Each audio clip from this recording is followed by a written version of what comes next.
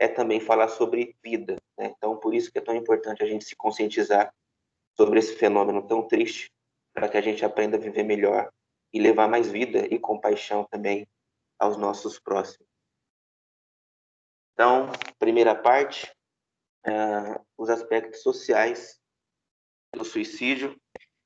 Para relatar um pouco sobre essa primeira parte, eu me baseei, eu tive como referência a obra O Suicídio, de um sociólogo chamado Émile Durkheim, um sociólogo francês, que escreveu essa obra no ano de 1897. Então, quando eu citar aqui aspectos sociais, o intuito não é encerrar esse fenômeno suicídio apenas por esses aspectos sociais, né? Dizendo, por exemplo, que a cultura é a maior culpada sobre as pessoas quererem tirar a própria vida, tá? Então, vocês vão perceber aqui que são apenas hipóteses culturais que o Durkheim levantou, apesar de ter sido uma obra escrita já, né, há um bom tempo. Ela é muito atual em muitos aspectos, e eu recomendo muito também esse livro para quem tenha interesse em se aprofundar nesse assunto. Então, o Durkheim, ele via, né, o suicídio como um fato social, como uma coisa mesmo, né? Eu quis deixar realmente essa palavra coisa, porque era realmente desse jeito, nessa maneira que ele interpretava o fenômeno suicídio, né? Uma coisa que pode ser desdobrada em suas causas. Então, é como se você pegasse um objeto, né, um objeto qualquer, como aqui na minha frente tem um copo, tem um relógio, e eu quisesse descobrir o que causou esse objeto, né? O que faz com que ele tenha essas características, essas maleabilidade, no caso desse copo descartável, o que faz com que esse relógio mantenha a sua energia. Então, o Durkheim ele quis entender o suicídio através desse prisma. E ele concluiu, né, que o suicídio ele era resultado do meio social. Eu vou tentar trazer esse pensamento do Durkheim, do suicídio como resultado do meio social, mais para o nosso tempo pós-moderno, né? Para o nosso pensamento mais contemporâneo. Então, eu não vou citar tanto as causas que o Durkheim usou naquela época, tá? Eu vou tentar atualizar o pensamento de Durkheim para o nosso tempo de hoje, tá? Então, relatando algumas possíveis causas sobre esse fenômeno suicídio, se tratando dos nossos dias atualmente. Mas antes disso, eu vou relatar um pouco sobre as hipóteses que o Durkheim levantou para explicar o suicídio. Então, ele chamou esses fatores, essas causas hipotéticas, de fatores extrasociais. Então, o Durkheim ele começou a estudar o suicídio, ele tentou entender o porquê que as pessoas tiram a própria vida, o que leva as pessoas a quererem dar fim à própria vida, e ele chamou esses primeiros fatores de fatores extrasociais, né? Ou estados psicóticos, que se dividem em loucura, neurastenia, que pode ser chamado também de neurose, ou transtornos mentais. Então, de acordo com o estudo de Durkheim, e também hoje em dia a gente pode dizer que como eu já relatei no início, esse estudo ele continua sendo muito atual, né? Podemos dizer que existe sim a possibilidade do suicídio ser desencadeado por esse fator de neurose, de transtorno mental, né? Como a depressão, por exemplo, a ansiedade, transtornos de bipolaridade.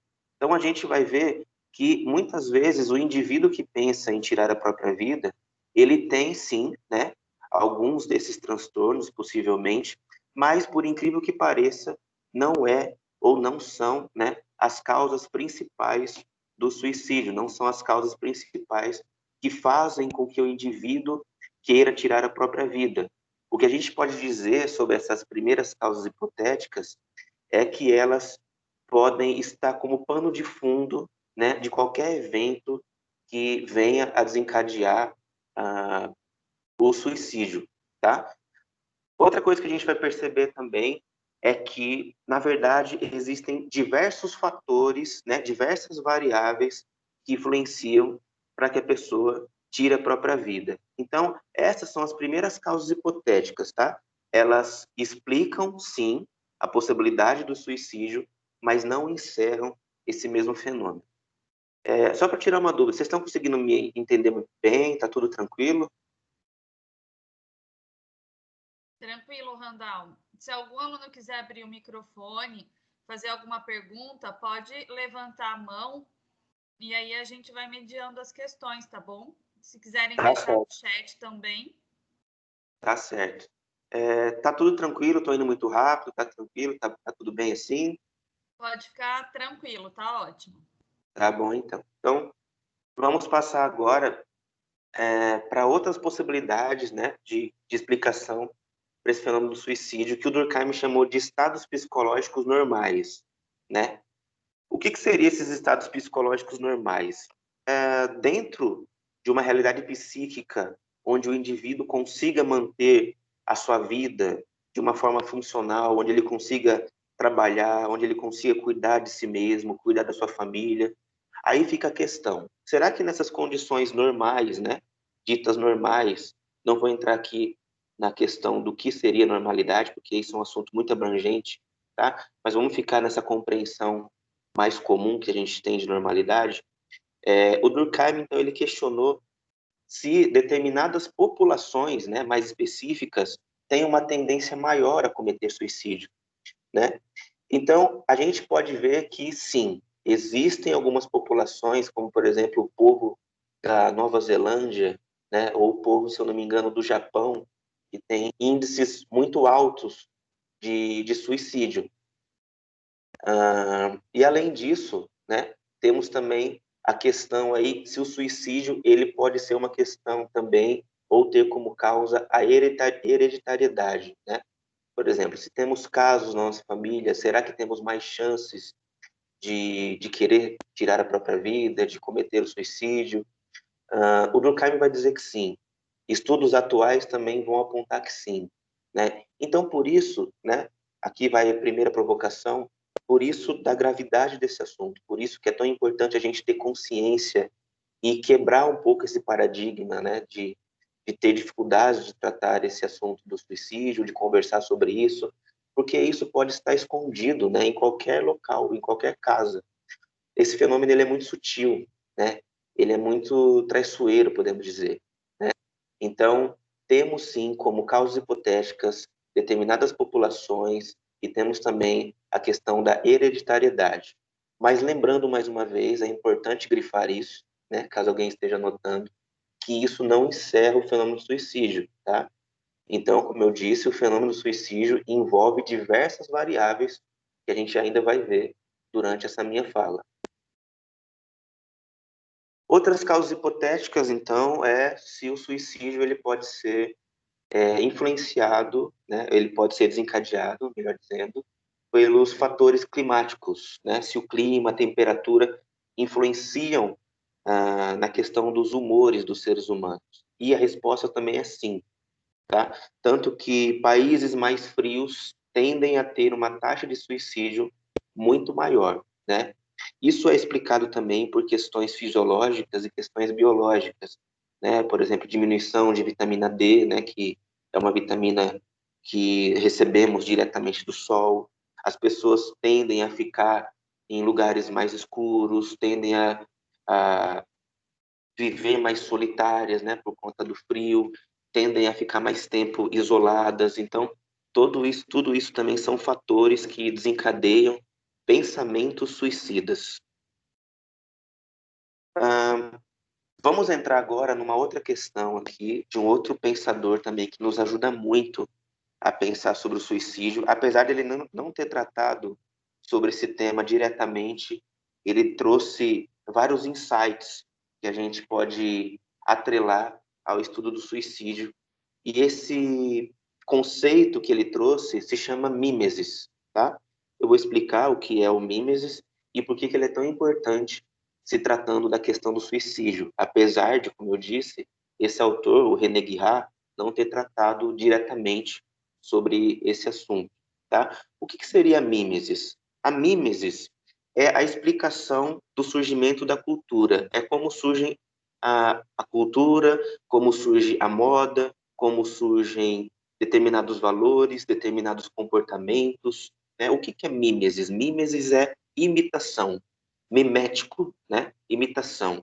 Então, o que isso tem a ver com suicídio? Bom, para explicar isso, eu vou citar um outro livro, eu acabei não colocando no slide, que é um livro de um escritor alemão chamado Goethe. Talvez alguém já tenha lido esse livro, chama O Sofrimento do Jovem Werther. Esse livro ele foi escrito no século XVIII, 1700 e alguma coisa.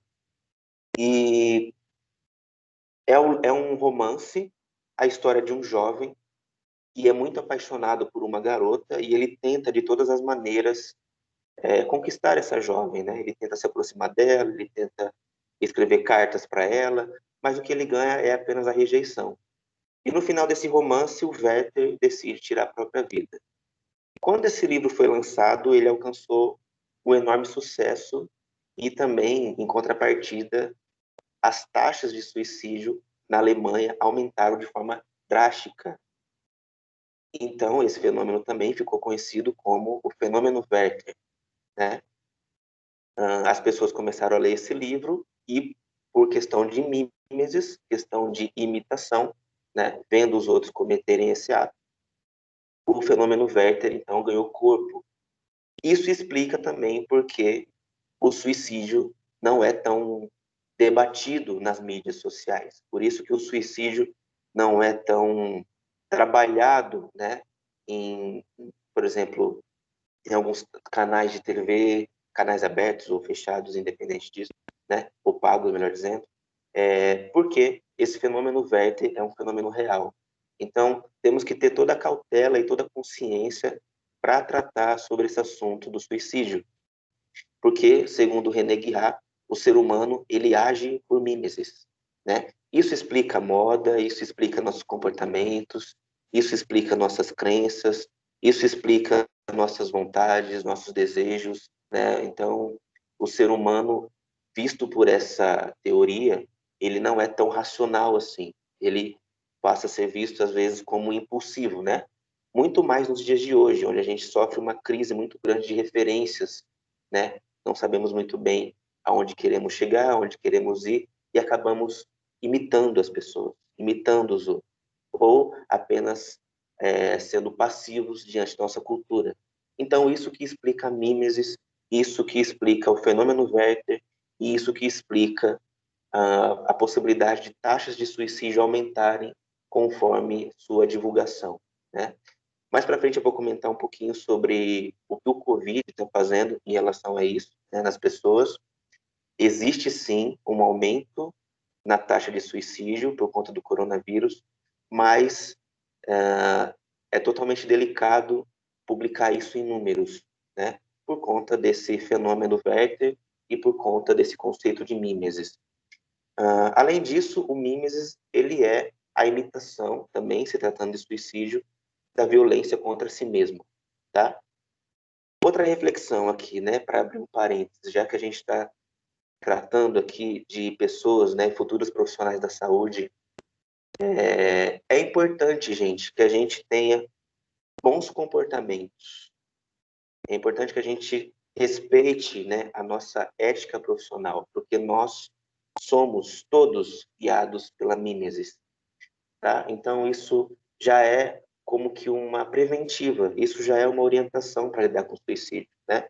Vocês vão ver mais para frente que abordar essas pessoas envolve muito a virtude da compaixão, envolve muito a virtude de saber escutar sem julgar, envolve muito a questão de se isentar dos seus preconceitos, né? Conceitos prévios. Então, é bom que a gente já treine isso durante o nosso curso, né? De enfermagem, de psicologia, seja qual profissão for. Até aqui tudo bem?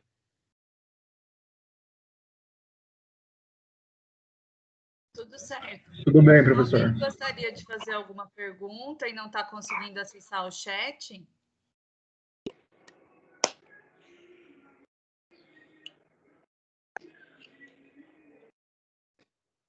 Nenhuma pergunta até o momento? Posso continuar?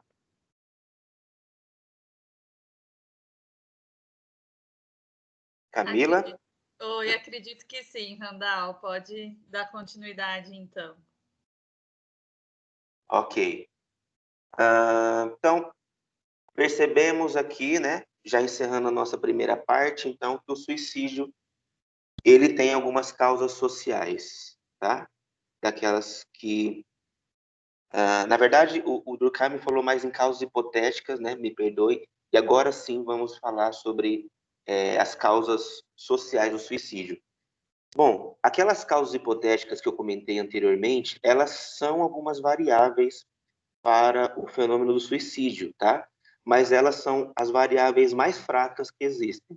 Então, a hereditariedade, a população, o clima, a temperatura, né? Dentro dessas todas que eu citei, a mimesis é a causa mais forte, podemos dizer assim, das causas hipotéticas.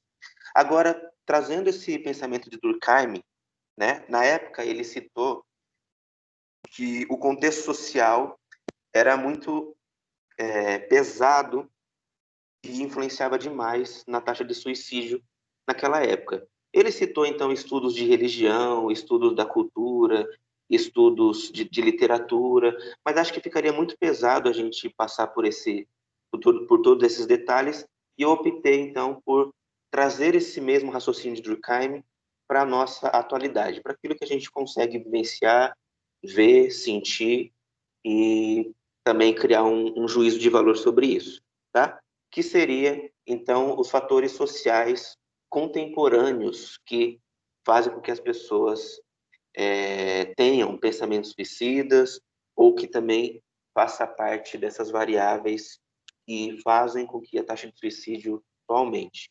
Então, a primeira característica da contemporaneidade é o hedonismo.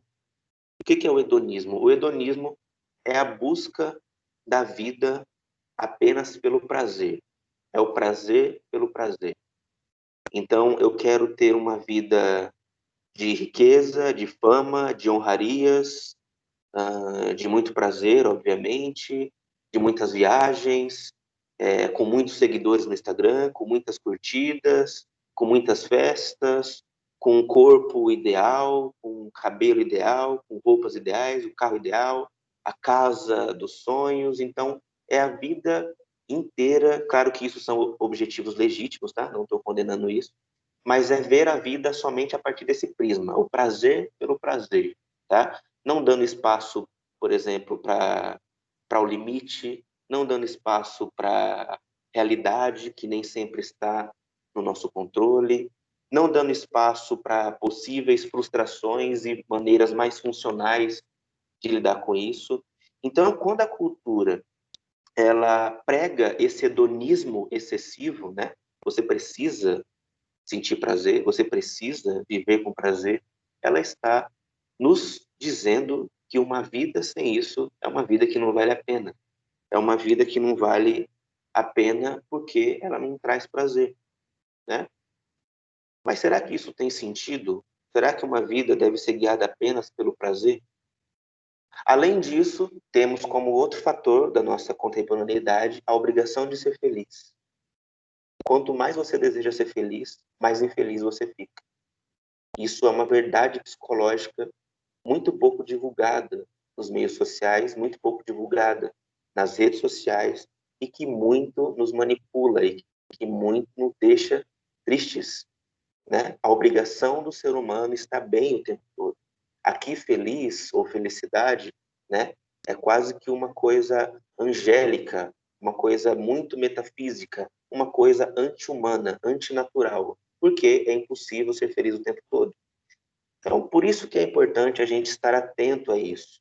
Muitas vezes, o discurso da pessoa que tem ideias, né, pensamentos suicidas, traz essa fala: eu não sou feliz, eu não consigo, eu não dou conta, eu não aceito os meus limites, eu não sou bom naquilo, eu não sou um bom pai, uma boa mãe, um bom filho, um bom profissional, um bom aluno. Ou seja, essa obrigação de ser feliz o tempo todo é a obrigação de ser master, de ser uma mulher maravilha, um super-homem o tempo todo, né? E ninguém precisa disso, tá? Então aqui já é uma orientação também para vocês, enfermeiros ou outros profissionais que nos acompanham nessa palestra, para que a gente valorize a humanidade do ser humano, né? Parece até uma coisa óbvia falar essa frase, mas é importante a gente resgatar isso e resgatar primeiramente com nós mesmos também, tá?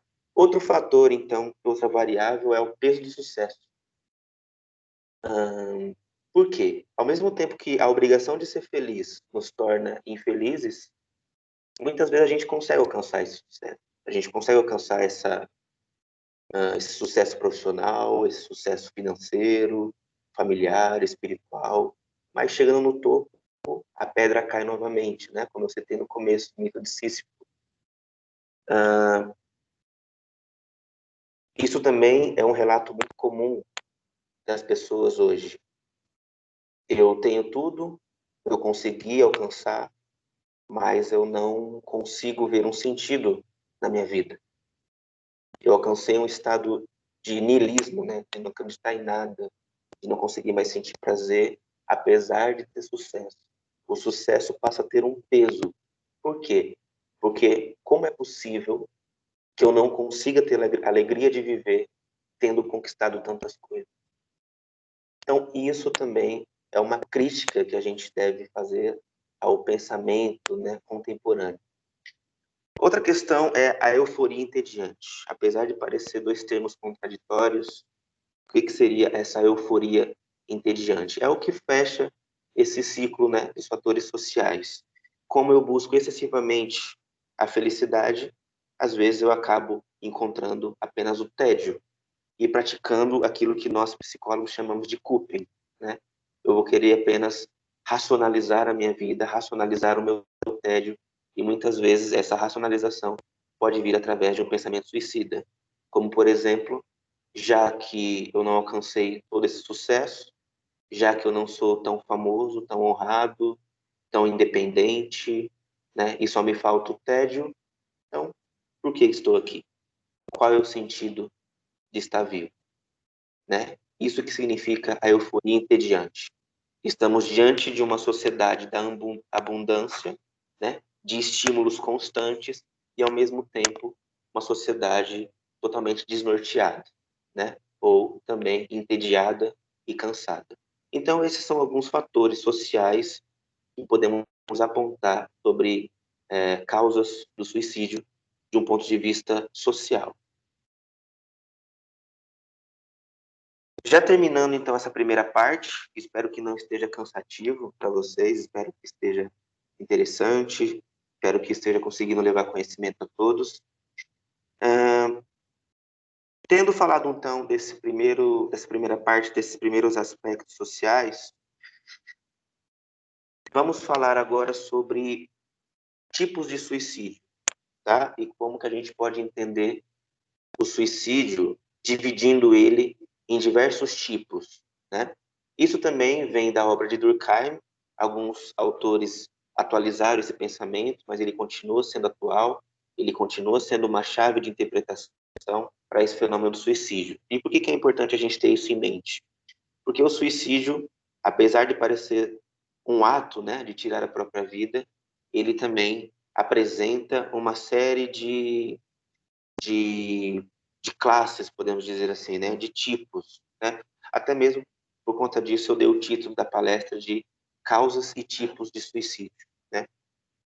Então, o primeiro tipo de suicídio é aquilo que é chamado de suicídio egoísta. É aquele em que existe uma tentativa fracassada de individuação excessiva.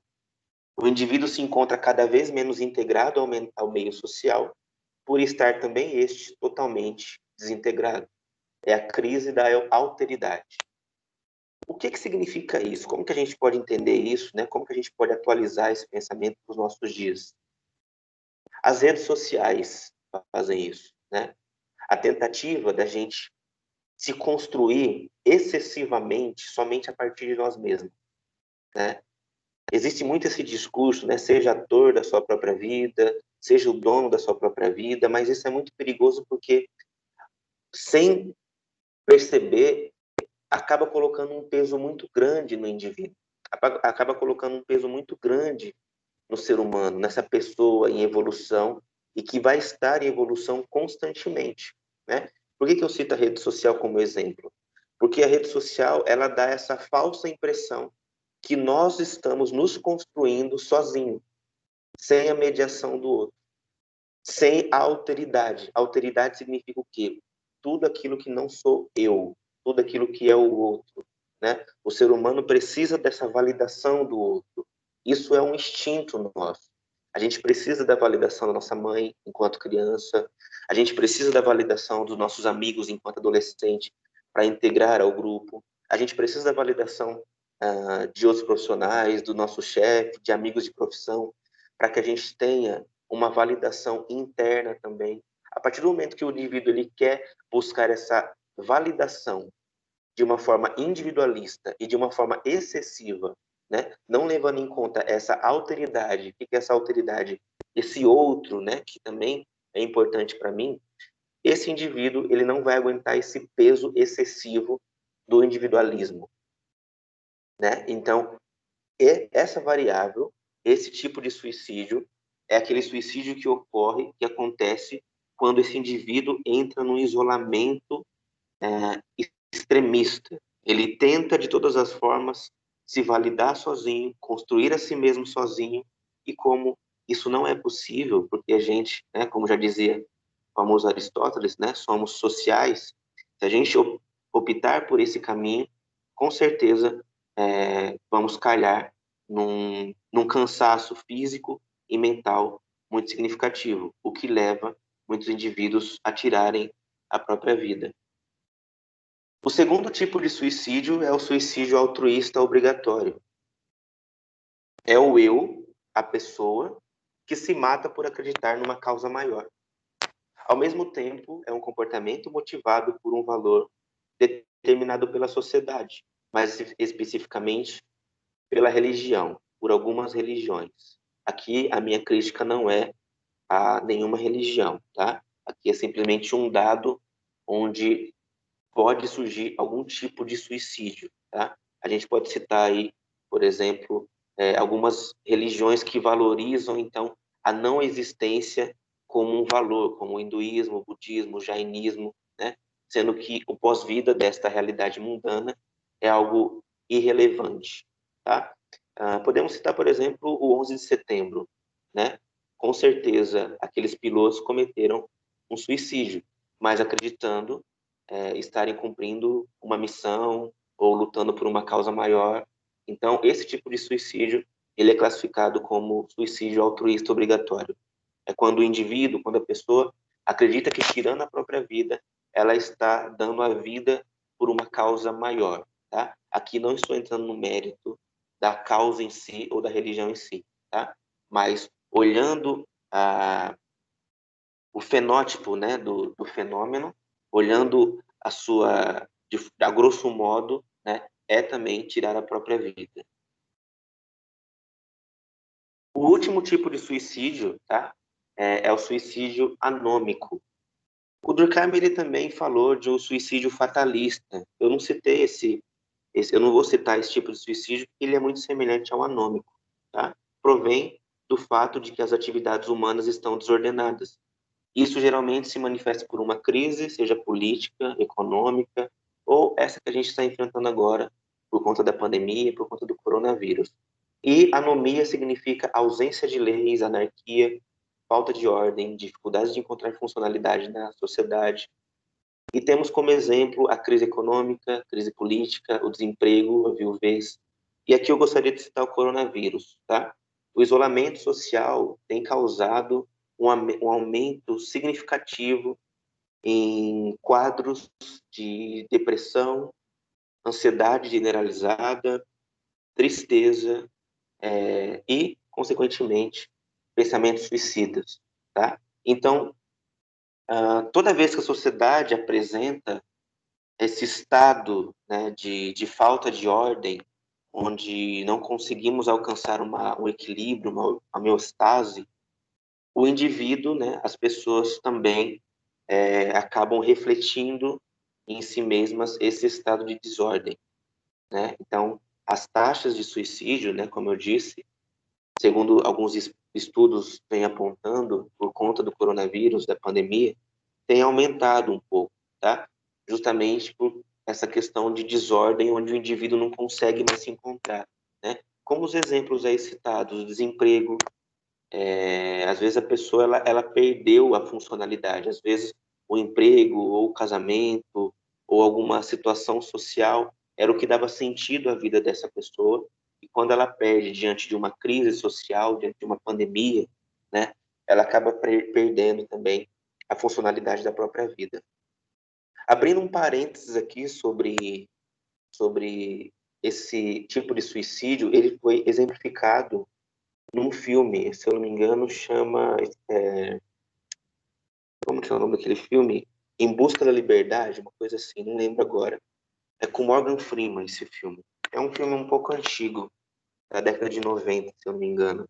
Nesse filme existe uma personagem, né? Ela tá preso na cadeia, e ele tem uma pena a cumprir de muitos anos. E durante o filme, né, ele vai aprendendo diversas coisas na prisão, e ele ganha uma função na prisão. Ele ganha a função de bibliotecário. E isso dá sentido à vida dele, apesar dele estar na prisão. E ele cumpre a pena. Quando ele é liberto, quando ele é solto para viver em sociedade, ele não consegue viver um mês fora da prisão. Então, esse é um exemplo de suicídio anômico. É quando o indivíduo perde a função em algo. Quando o indivíduo perde a funcionalidade, perde o porquê, perde a gana, perde a ordem que ele tinha a partir de uma determinada vivência, tá? Então, esse é um exemplo de suicídio anômico. Bom, até aqui alguma questão, alguma pergunta, antes da gente entrar na segunda parte? Camila, Danilo? Não. Eu tenho uma pergunta, não sei bem se está relacionada ao tema, mas eu posso fazer? Claro, fique à vontade. Se uma pessoa está disposta a cometer o suicídio e ela liga, digamos assim, um rapaz, e ele liga para uma ex-namorada, e ela não atende essa ligação, você acredita que é possível, assim, se ela chegasse a atender a ligação, ela seria capaz de fazer com que ele desistisse do suicídio? Ou acredita-se que, por ele já estar decidido a isso, ele só faria com que ela se sentisse culpada ou algo assim? Qual que é o seu nome, por favor? Janeide. Janeide. Isso. Certo. Então, Janeide, isso é uma questão assim bem difícil de responder, né? Porque eu vou falar um pouco disso no final, sobre o que de fato é a prevenção do suicídio, né? A gente vai perceber que é até um pouco perigoso eu falar isso, tá? Mas como a gente está lidando aqui com futuros profissionais, é importante que a gente tenha essa consciência. O suicídio em si, ele é muito imprevisível, né? Não tem como a gente dizer assim, se fizer isso, a gente consegue prevenir, a gente consegue impedir. Claro que existem meios para isso, né? Como escutar, como telefonar, como afastar a pessoa de meios letais, de lugares onde ela possa vir a tirar a própria vida, né? Mas eu diria que sim, né? Uma ligação ela pode salvar uma vida, de fato, ela salva uma vida, né? Existe um psicólogo chamado Viktor Frankl. Esse psicólogo ele foi preso, né, pelos nazistas, e ele ficou 3 anos no campo de concentração. E ele viu, né, muitos amigos dele ali tirando a própria vida e tudo. E quando ele quando ele é liberto, né, dos campos de concentração, ele desenvolve uma teoria chamada logoterapia, que é para ajudar a pessoa a lidar com o sofrimento. Realmente, eu acho que o microfone está aberto aí, dando um pouco de...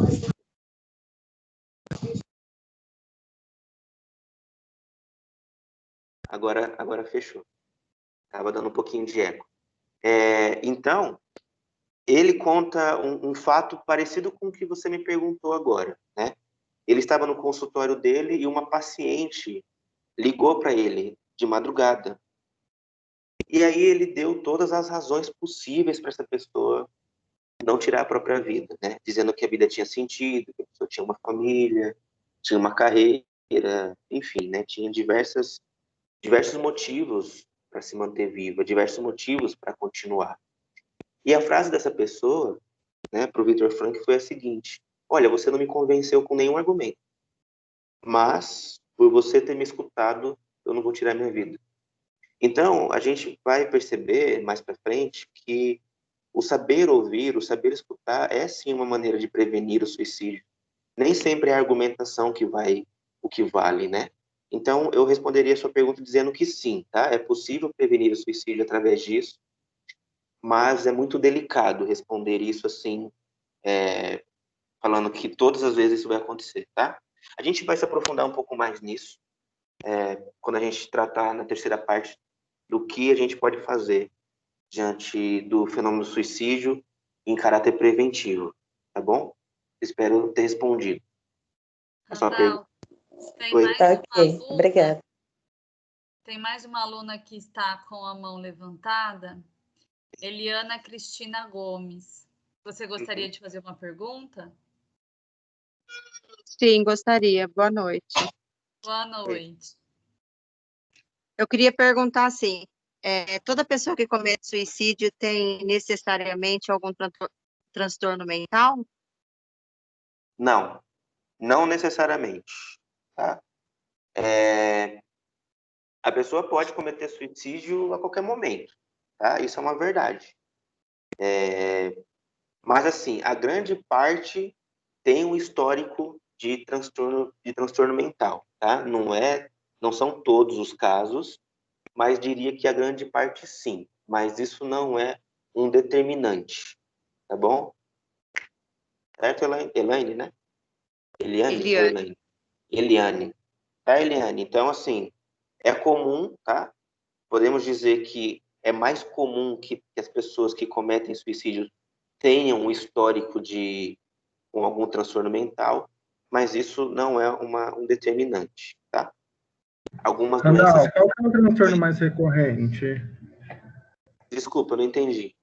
Qual que é o transtorno mais recorrente? O transtorno mais recorrente é a depressão. Existem muitos casos de borderline. O transtorno borderline é um caso bem difícil, bem complicado. A pessoa, ela vive numa montanha-russa, né? Não sei se vocês conhecem alguém que tem esse transtorno, mas ela tem um limítrofe muito pequeno para frustração, para tristeza. É aquela pessoa que se relaciona com várias pessoas ao mesmo tempo e todo termo de relacionamento para ela é o fim da vida, é o fim da existência, seria melhor não existir. Então, depressão, borderline são os mais recorrentes, tá? Quem me perguntou, desculpa?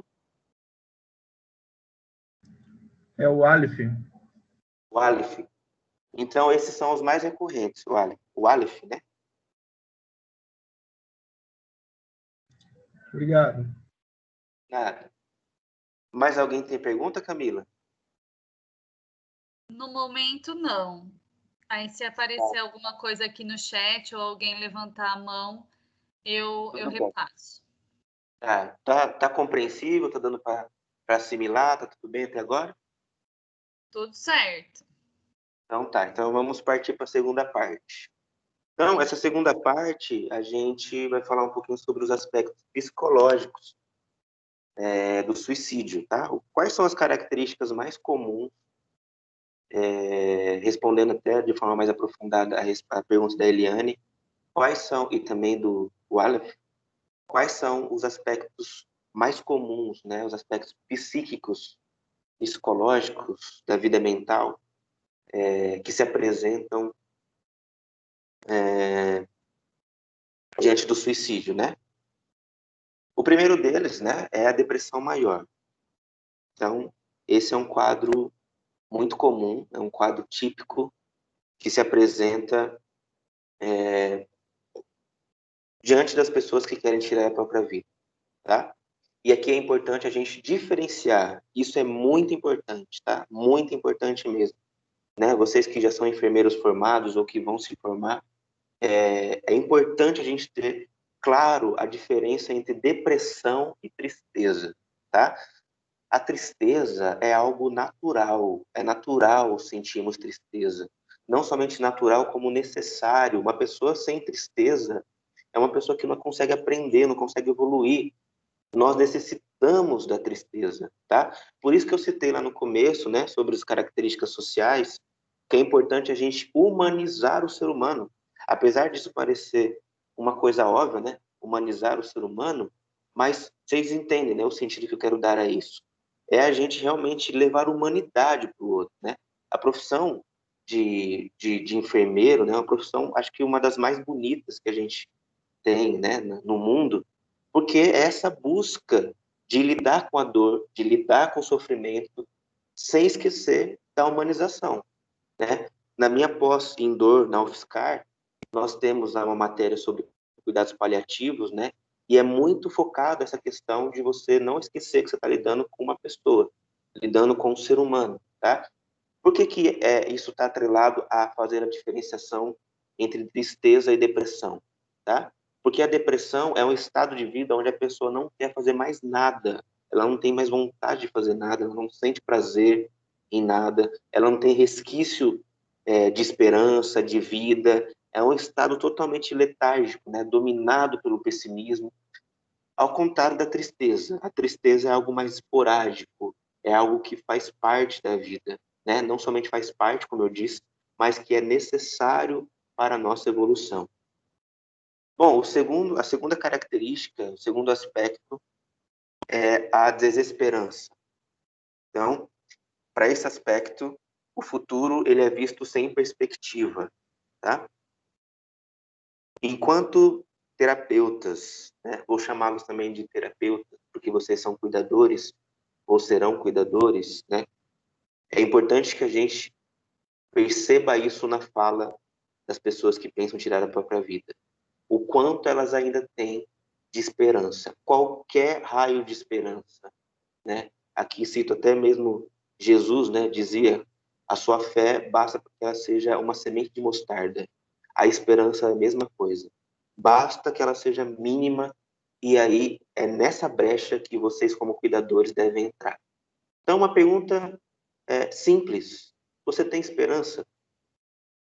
Você quer se manter vivo apesar dessa dor? Né?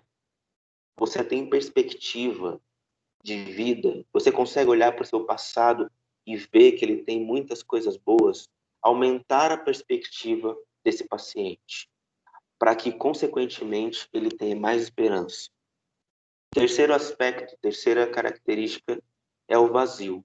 O vazio existencial e a angústia de viver, tá? Eu costumo dizer que essa característica é quando a pessoa, ela... chegou uma pergunta aqui. Calma aí que eu já vejo. Só um minutinho. Vou descrever esse vazio, só para não perder o raciocínio. Eu costumo dizer que quando a pessoa apresenta esse vazio, né, é comum que o paciente fale assim. Então, outra orientação para vocês. Olha, Randall, ou né, o nome de vocês aí,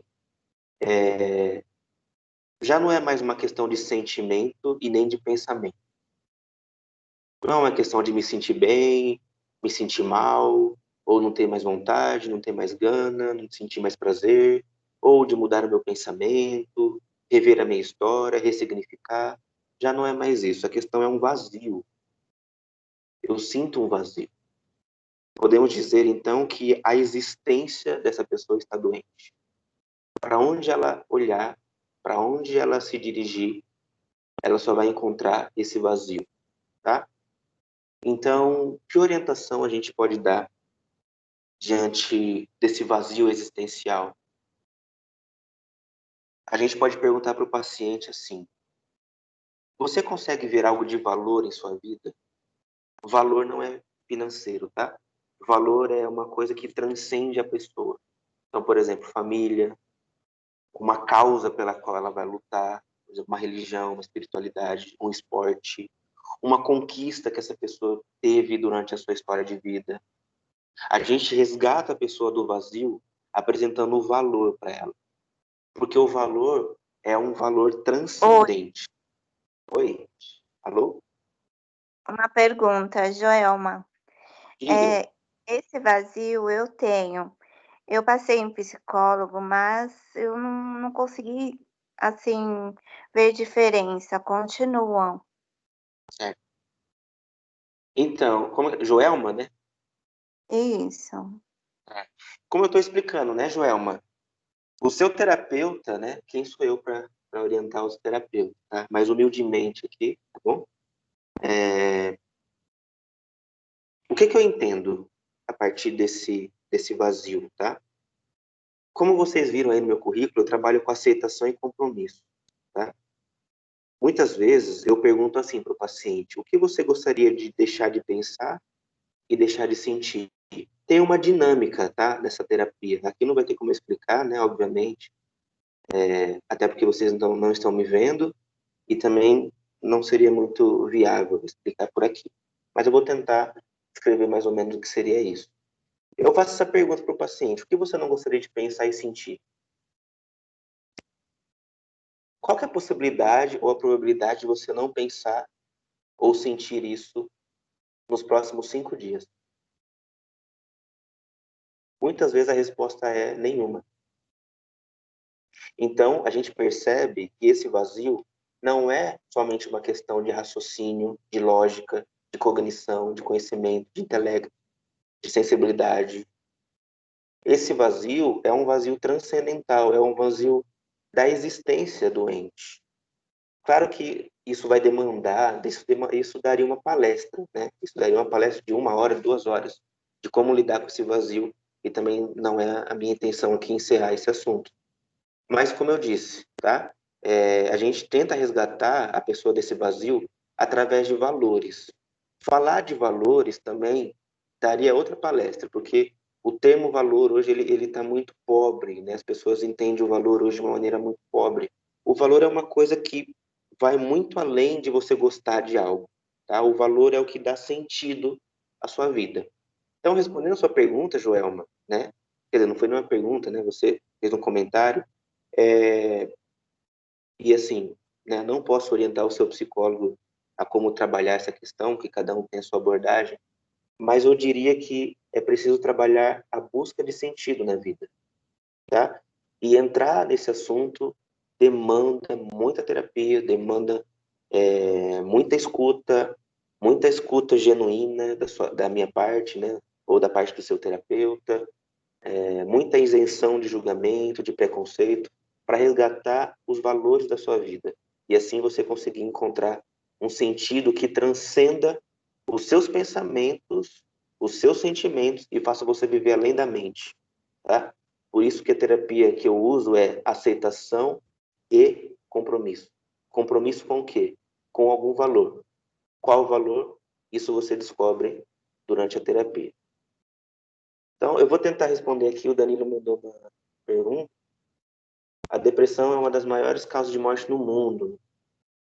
Na sua opinião, o que tem causado o crescimento tão abrupto deste temperamento, principalmente nas pessoas da geração atual?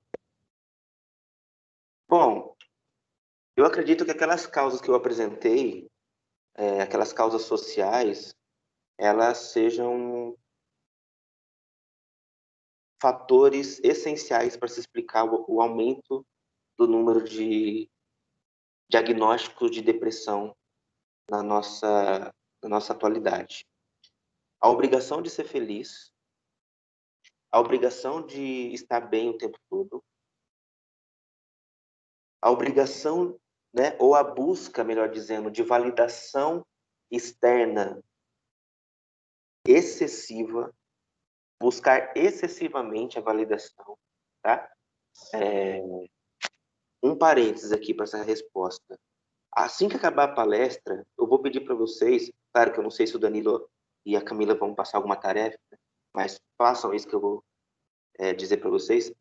Digitem no Google assim, depressão e uso de redes sociais.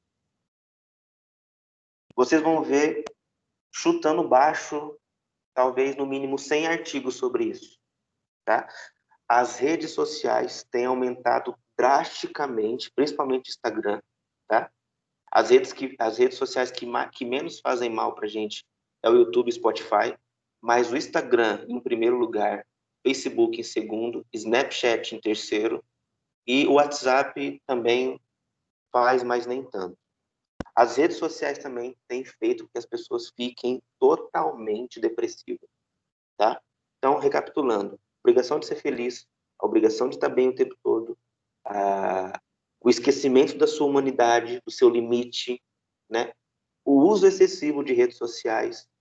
Talvez eu falando aqui, talvez alguns já até pensem, caramba, é verdade. Quando eu paro quando eu saio do Instagram, eu saio com o sentimento de, nossa, eu sou um bosta. Desculpa dizer assim, né? Mas, caramba, parece que todo mundo tá bem ou não. Então, isso não é só você que sente, tá? Grande parte das pessoas sentem isso e não falam. Então, essas são algumas das causas pelas quais a depressão tem aumentado, tá? Sem contar também a crise de valores, crise de relacionamentos, né? Hoje os relacionamentos são totalmente fragilizados, as pessoas saem de um, entram em outro, ou mantêm relacionamentos totalmente abusivos. Então, a crise da espiritualidade, tá? Não vou falar da religião em si, para não tocar em nenhuma, mas a crise da espiritualidade, né? Crise da transcendência, a busca excessiva por estímulos, né? Ou seja, eu tenho que estar sentindo alguma coisa o tempo todo, eu tenho que estar mexendo no WhatsApp o tempo todo, no Instagram o tempo todo, no celular o tempo inteiro. O cérebro da gente não dá conta, o cérebro da gente não foi preparado para o excesso de estímulo, tá? Então, por exemplo, você está no WhatsApp, você está mexendo no seu celular, você tem 5 telas abertas, você está dirigindo e você está fingindo escutar alguém do seu lado e, ao mesmo tempo, você está pensando no boleto que venceu, o que vai vencer, ou naquilo que seu chefe pediu e você ainda não fez. Então, o cérebro não está preparado para isso, tá? Então, isso são algumas das causas que fazem com que o número de depressão no mundo aumente. Oi, posso fazer uma pergunta? Claro, fique à vontade. Eu não sei se você pode falar, entra um pouquinho na questão de religião. Porque, Pode. tipo assim, muitas religiões condenam o suicídio, né? Sim. E eu gostaria de saber qual é o seu posicionamento, porque, tipo assim, os familiares vão ficar, tipo assim, chocados, né? Como uma condenação da igreja. Qual seria a sua terapia, o seu posicionamento em questão disso?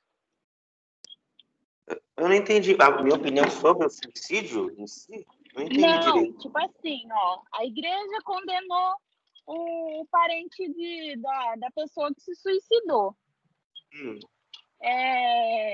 E, por exemplo, ela busca uma terapia, busca um psicólogo. Qual que é o seu posicionamento? Qual terapia você indicaria para essa pessoa, o familiar que ficou? Qual terapia eu indicaria? Isso. Olha, qualquer psicólogo pode ajudar nesse caso, né? Acho que aqui não cabe culpar ninguém, né? O suicídio é um drama existencial. Não tem como ter culpados, né? Acho que olhar por esse prisma é só colocar mais peso para um fato que já é pesado em si mesmo. Agora, qual psicólogo procurar? Todos os psicólogos têm a sua própria abordagem, né?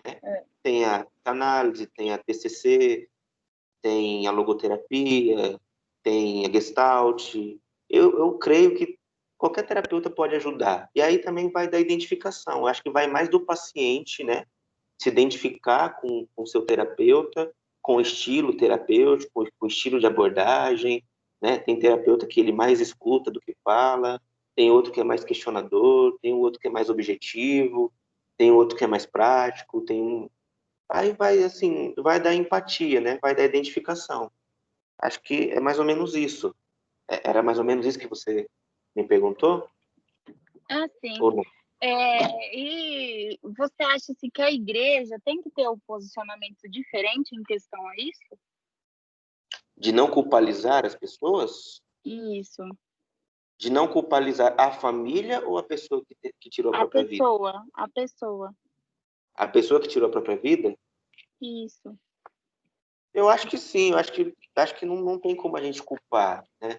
É como eu disse, ver por esse lado já é a partir de um peso para interpretar outro peso, né? acho que não é bom a gente abordar através da culpa. É bom a gente, é melhor, né, um caminho mais saudável, abordar esse tema, ou essa vivência, se for o caso, a partir da compaixão, né? A partir da empatia, a partir de você saber se colocar no lugar do outro. Acho que a culpa aqui ela seria muito pesada já, né? A morte já é um peso muito grande. Então, acho que ter um olhar compassivo, acho que é mais saudável, é mais terapêutico, né?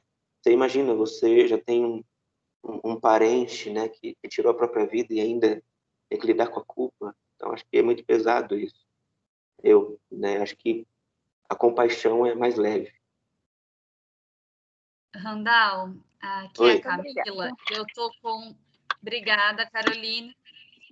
Eu tô com alguns alunos aqui que levantaram a mão. Primeiro a aluna Larissa levantou a mão.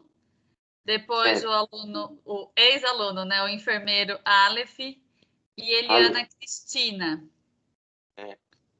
Larissa, você gostaria de perguntar alguma coisa? Então, eu queria saber assim, quando você trata uma criança, né, sempre com tudo que sim, eu quero tal, você dá, tudo você leva a criança a entender que, né, tudo é prazer. Essa criança, ela pode, na vida adulta, ela desenvolver algum tipo de pensamento suicida? Olha, isso não é um determinante. Não é um determinante. Mas podemos dizer que isso é uma variável, tá? Se a gente partir do ponto onde a gente relatou que essa obrigação de ser feliz causa um limítrofe muito pequeno, né, de frustração. Então, assim, eu diria que a criança precisa de não, tá? Todo sim é um não para alguma coisa. E todo não é um sim para uma outra coisa, tá? As pessoas hoje, elas estão, usando um termo bem chulo e bem grosso, mimadas, tá? Então, a gente precisa tornar esse ser humano mais forte, tá? E isso, claro, obviamente, começa na educação. Não estou dizendo, de forma alguma, que uma criança mimada vai tirar a própria vida no futuro, né? Como eu disse, não é um determinante, mas isso tem, sim, grandes influências. Essa pessoa pode vir a desenvolver um limite baixíssimo para lidar com qualquer frustração que for. Respondi a pergunta? Sim, me respondeu. Muito obrigada. Aleph, você gostaria de fazer uma pergunta? Cara, não é nenhuma pergunta que eu gostaria de fazer, eu gostaria apenas de complementar a primeira pergunta que a moça falou sobre religiosidade, e eu entendi a pergunta dela, porque eu vivi isso. Eu trabalhei 2 anos em hospital psiquiátrico e uma mãe veio aos prantos para a gente, porque a gente fazia um trabalho com a família lá no hospital também. E essa mãe veio aos prantos para a gente, falando que que o filho dela tinha cometido suicídio. Ela foi procurar a religião dela e o pastor tinha dito que o filho dela tinha ido para o inferno porque era um pecado. Então, é bastante complicado a questão da religião com a família, na questão do suicídio. É um assunto bem delicado de ser tratado, viu? Obrigada, viu, Aleph, pela sua contribuição aí. Randall, você gostaria de complementar? Eu acho que sim, eu concordo com o Aleph, é uma questão muito delicada, né? Tanto delicado do ponto de vista de crítica religiosa, né? Quanto do lado humano, né? Mas eu, como psicoterapeuta, eu reforço a resposta que eu dei antes, né? Acho que a culpa não é a melhor maneira de se abordar esse tema, tá? A compaixão, ela é extremamente necessária, humana e santa, né? Compaixão é uma das virtudes mais santas que a gente pode ter nessa vida. Então, imagino que foi uma fala muito triste aí desse pastor, né? Infelizmente. Acho que é isso. Temos uma outra aluna aqui, Eliana Cristina Gomes, você gostaria de fazer uma pergunta? Queria. Eu queria perguntar assim, dentro desse vazio que você falou, é possível se livrar de pensamento suicida, de prevenir o suicídio? Eliane, né? Eliana. Eliana, tá. Olha, lidar com os pensamentos é uma das coisas mais difíceis do ser humano, tá? Eu vou tentar explicar uma coisa que é muito complexa. A mente humana, ela funciona como um algoritmo de YouTube. Como funciona o algoritmo de YouTube? Se você acessar hoje um vídeo sobre suicídio, e aí você fica assistindo só vídeos sobre isso, o que o YouTube começa a fazer? Sugerir mais vídeos sobre isso, correto? Se você começa a escutar muito MPB, rock ou música clássica no Spotify, o que o algoritmo começa a fazer? Começa a sugerir mais conteúdo nesse mesmo estilo musical. A partir de algoritmos, a partir de links, né? O sistema, ele vai criando links, né? E isso cria sugestões. A nossa mente funciona do mesmo jeito. Por exemplo, se eu falar uma palavra aqui, ó, medo. Já falei medo. Eu não sei quantas pessoas estão escutando a gente, mas cada um criou um link. Se eu ficar 10 segundos aqui esperando, vai criar outro link. Então, do medo, você pensou, por exemplo, caramba, eu tenho medo de dirigir. Do medo de dirigir, vai vir, por exemplo, nossa, eu nunca visitei Capitólio. De Capitólio vai vir, caramba, um amigo meu postou uma foto hoje na praia e eu tô aqui no meu trabalho. E aí, desse pensamento, você fala assim, caramba, e eu ainda tô ganhando mal. E desse pensamento, você fala assim, nossa, mas pelo menos eu faço exercício físico. Olha só como é nossa mente. A partir de uma palavra, ela criou vários links. Por isso que o vazio não se soluciona só pelo pensamento. A terapia de aceitação e compromisso, que é a abordagem que eu uso, ela vai fazer com que o paciente, vai tentar, tá? Melhor dizendo, fazer com que o paciente transcenda a sua mente. Fazer com que ele observe a sua mente. Para que ele conheça a sua mente e para que ele não se identifique com a sua mente. O que é se identificar com a mente? Se sua mente fala assim, você tem medo de dirigir, aí você se identifica com aquilo, você fala, nossa, é verdade, eu sou um medroso, então hoje eu não vou conseguir dormir, que eu vou ficar pensando nisso, e eu tenho carta, e eu não consigo nem tirar o carro da garagem, meu Deus, eu sou um fracassado, e além disso eu não tenho namorada, e nossa, eu acho que eu sou feio, e além de feio, nossa, eu tô desempregado, meu Deus. E agora estamos numa pandemia, e agora vai ser mais difícil ainda achar emprego. Olha a sua mente como ela é. Ela criou vários links. Então a pergunta é, eu saio do vazio a partir dos pensamentos? Não. Porque pensamento cria mais pensamento. Ah, então o que eu vou fazer, Randall? Não tem como eu parar de pensar. Você vai virar um observador da sua mente. Você vai começar a aceitar esses pensamentos. Aceitar não implica que eles estejam certos. Não implica derrota. Implica conhecimento. E aí você vai se comprometer com valores apesar dos seus pensamentos. E isso pode te tirar do vazio. Ficou claro a explicação? Ficou sim, obrigada. Eu já me entro nesse medo aí, então, do dirigir, porque eu tenho carta já faz 15 anos e eu não pego, não dirijo de jeito nenhum. Então. A terapia pode te ajudar nesse aspecto. Mais alguma pergunta, Camila? Obrigada. De nada, Eliane.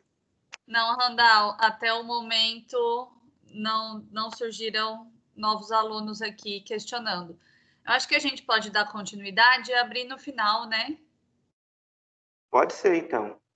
Então tá, Então tá. Vamos nessa. Então, a outra característica é a falta de sentido na vida. Acho que eu já comentei um pouco disso, né?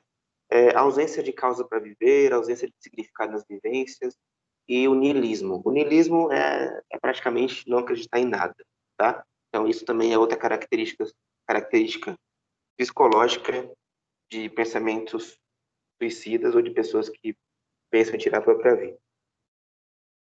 O outro aspecto é a impulsividade.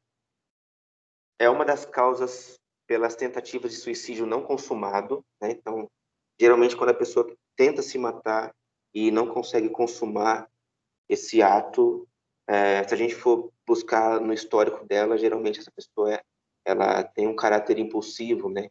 Ela não pensa muito antes de agir, e é basicamente isso mesmo, né? É um dos maiores motivos pelos quais as pessoas tentam se matar e não obtêm sucesso, né? Esse caráter de impulsividade.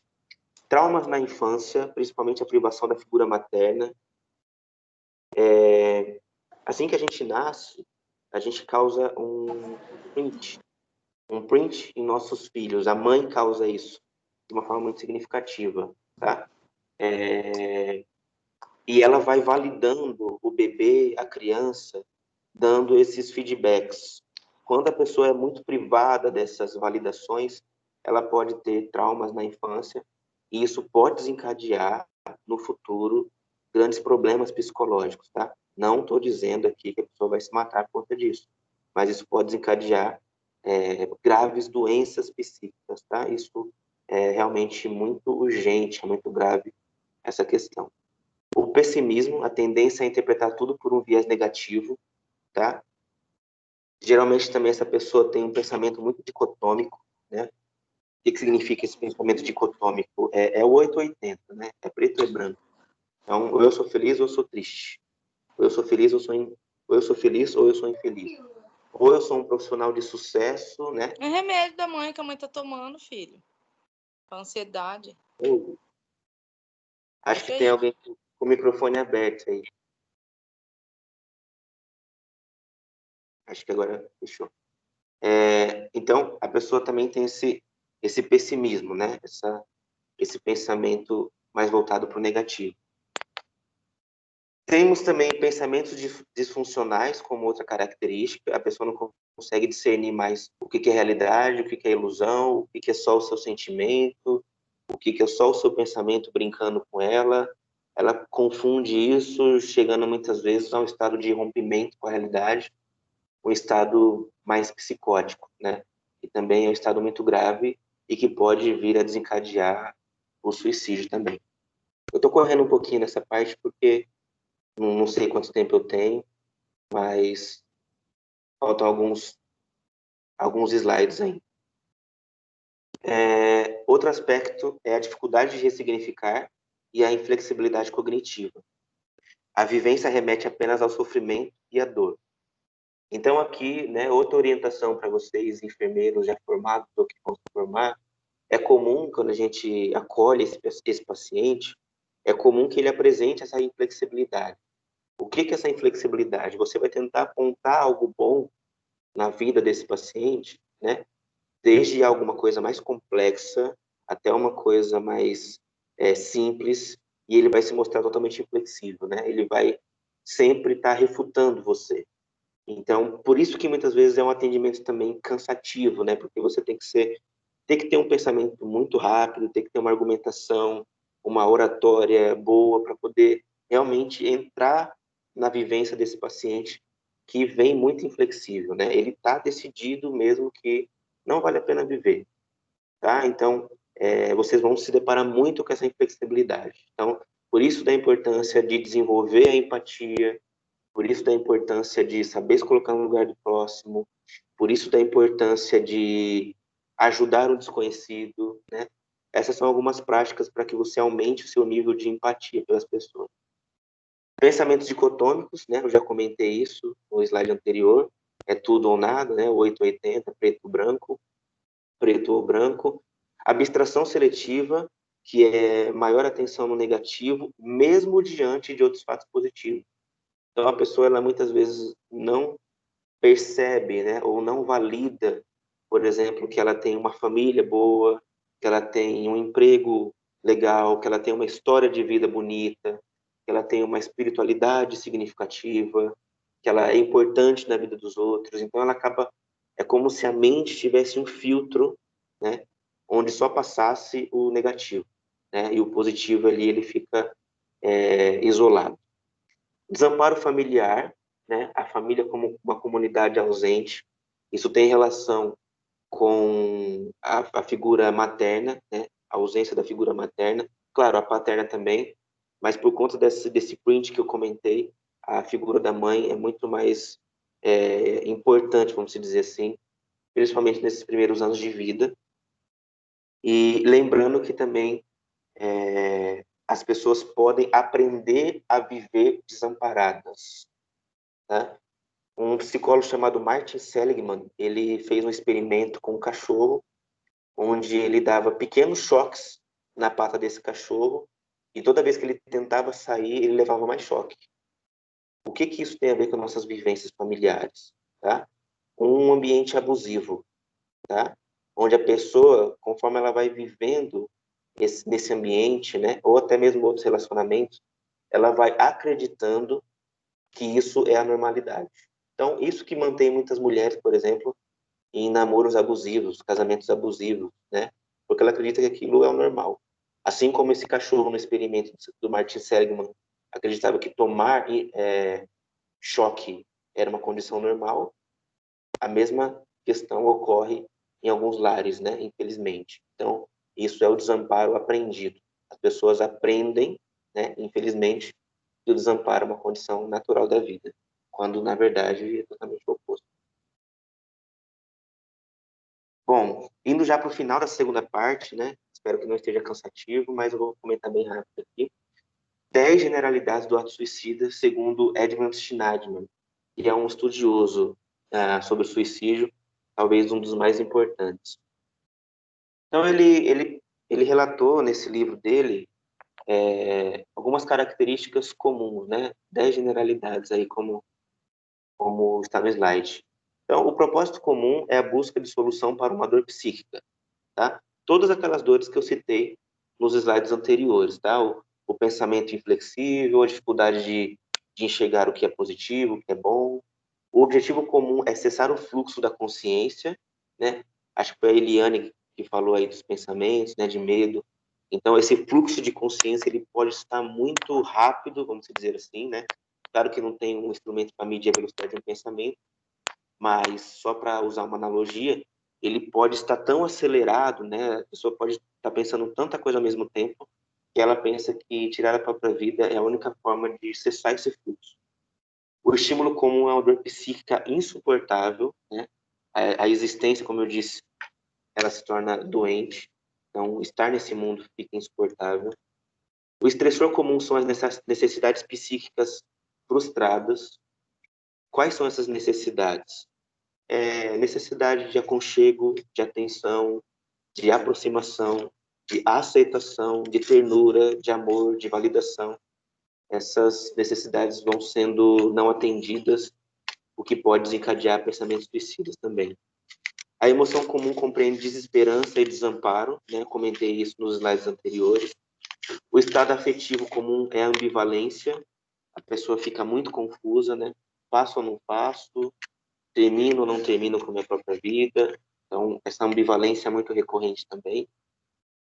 O estado cognitivo comum é de rigidez e constrição, sensação de aperto, principalmente no peito, aquela angústia, dificuldade de respirar, tremores, mãos suadas, e realmente essa sensação de angústia sem motivo, né?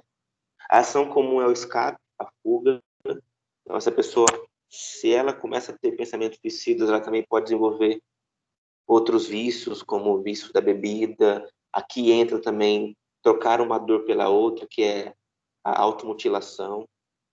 O ato interpessoal comum é a comunicação de sua intenção. Importante a gente saber disso, tá? A gente ter isso em mente. Importante demais esse aspecto aqui, porque é um mito falar que quem quer se matar vai lá e faz e não fala nada. Isso é mentira, tá? Quem quer se matar fala, e fala muitas vezes. A consistência comum é com o padrão de enfrentamento existencial. Então, viver é uma briga, né? Viver é um mito de Sísifo, como eu comentei lá no início da palestra, que aquele rapaz lá, condenado pelos deuses a levar a a rocha até o topo da montanha, cair e levar de novo, então a existência passa a ser essa repetição.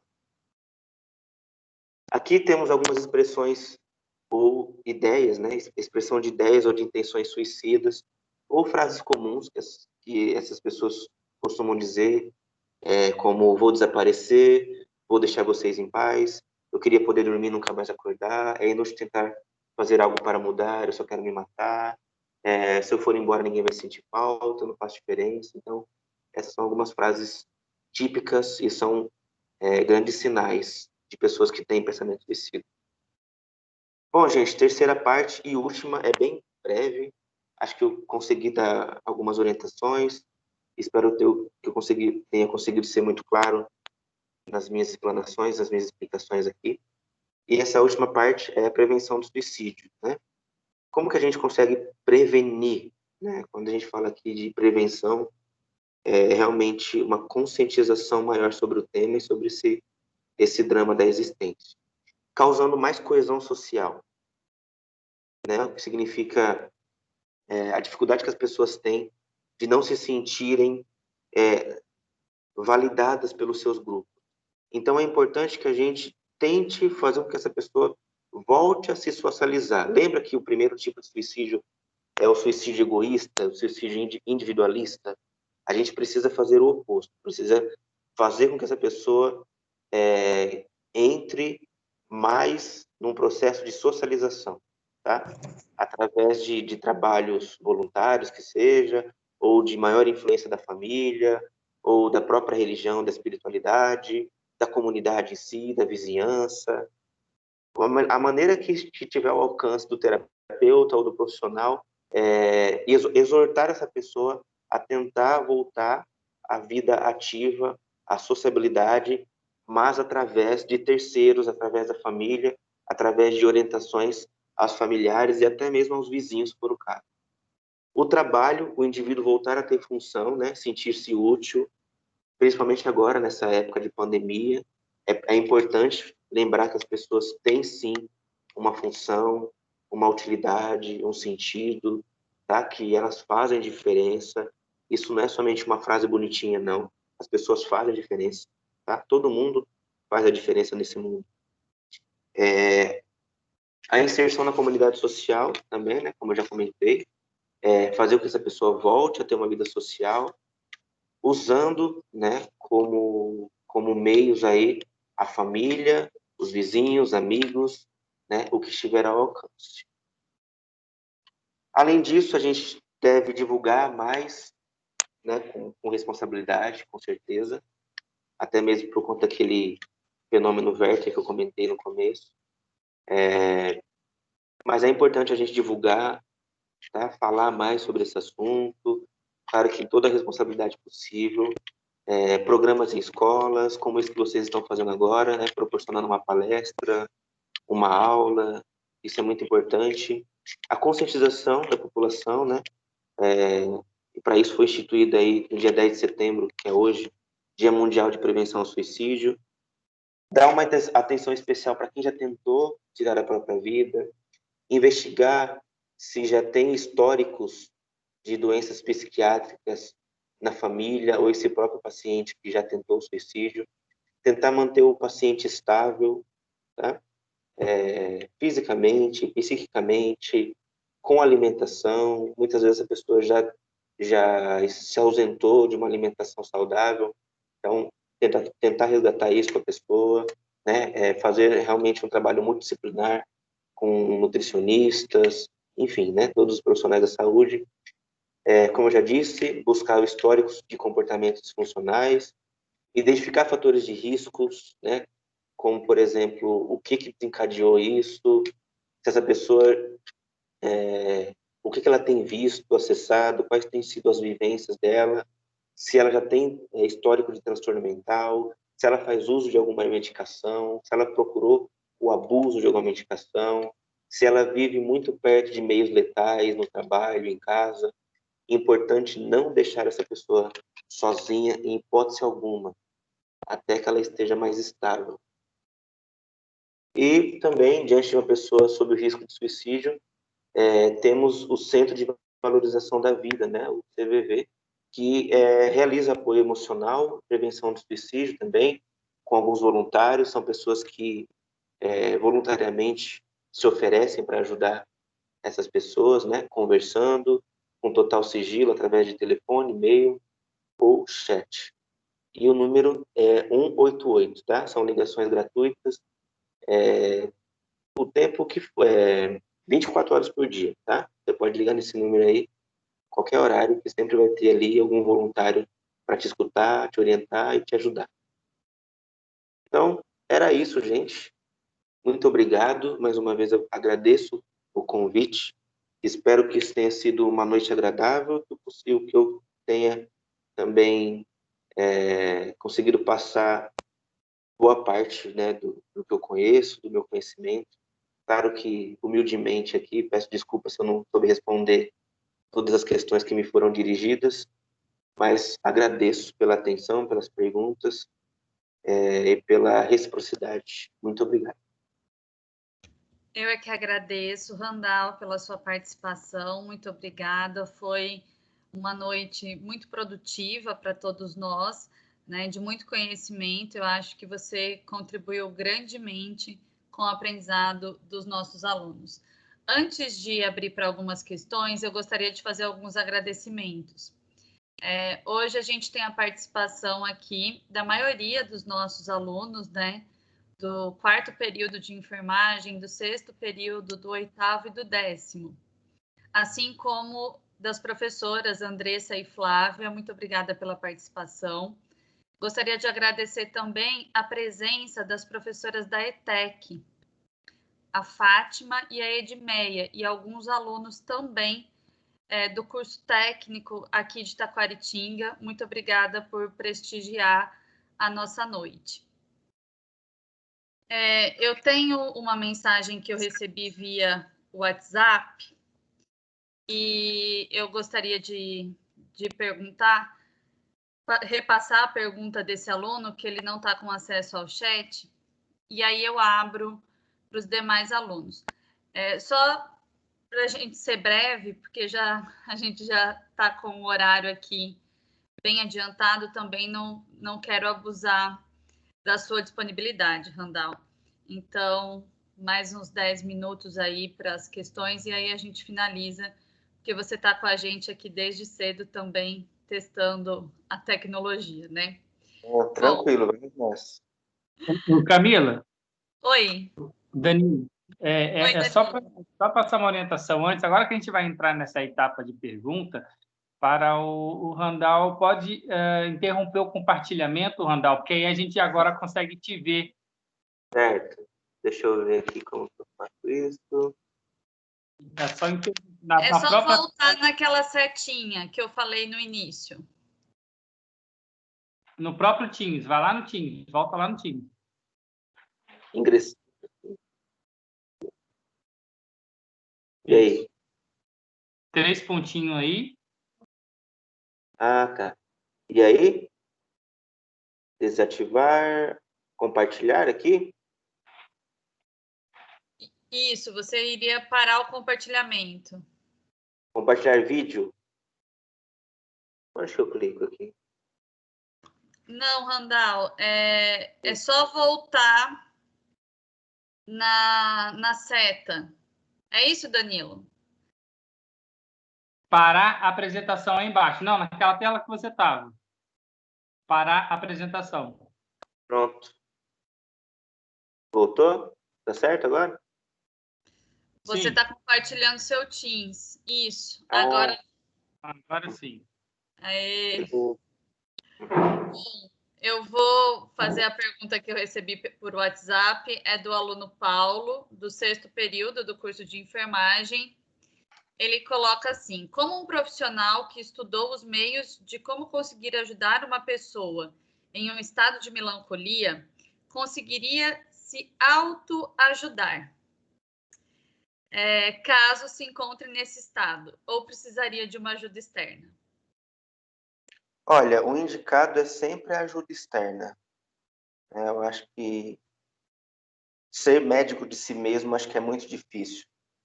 A gente precisa ser cuidado, até porque a gente vai cuidar muito, né? Profissionais da saúde geralmente têm um desgaste muito grande, tá? O síndrome de burnout, se podemos dizer, né? Não sei se vocês conhecem, imagino que sim. Mas é necessário que você se permita ser cuidado. Não queira... É aquilo que eu falei lá no começo, né? Não queira ser um super-homem. Não precisamos disso. Então, se permita ser cuidado. Se permita ser cuidado, talvez, através de uma academia, através de uma conversa amiga, através de uma psicoterapia, né? Através de uma caminhada, mas se permita ser cuidado. Eu acho que isso é essencial. Quando a gente adentra nessa profissão, a gente que escolhe, né, cuidar do outro, o psicólogo, o enfermeiro, a gente costuma não saber dizer não, muitas vezes. E a gente tem que aprender um pouco a falar esse não. Como eu disse, né, todo não esconde um sim, e esse sim tem que ser para o seu autocuidado. Mas permita que o outro cuide de você também. A Larissa também está com a mão levantada aqui. Gostaria de fazer uma pergunta, Larissa? Sim, eu gostaria sim. Bom, primeiro, obrigado, Randall, né, por você ter passado para a gente esse conhecimento. Assim, eu trabalho no hospital e às vezes a gente já pegou pacientes que já tentaram suicídio. E como futura enfermeira, eu gostaria de saber, assim, de você, qual é o posicionamento que eu devo ter diante de um paciente que chega para mim com um quadro de suicida ou com esse pensamento suicida? Olha, a abordagem mais natural possível, né? Quando a gente estuda dor, quando a gente estuda cuidados paliativos, o que envolve também o cuidado diante do suicida, é a gente nunca camuflar as coisas. A gente deve abordar o tema de uma forma natural, né? A morte, apesar de ser um tabu, apesar de ser a coisa mais pesada que a gente pode enfrentar nessa vida, né? Devemos tratar ela de uma forma natural. Claro que você não vai ficar questionando a pessoa, por que você tentou se matar, né? Não faço isso de novo. Não partir por esse caminho, né?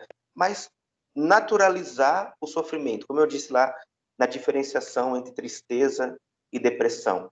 Naturalizar esses sentimentos, né? Conversar de forma natural. É como você ir ao psicólogo e você vai conversar com ele. Claro que ele vai usar uma técnica, uma abordagem específica, mas dentro de uma naturalização, dentro de uma humanização da vivência da pessoa, né?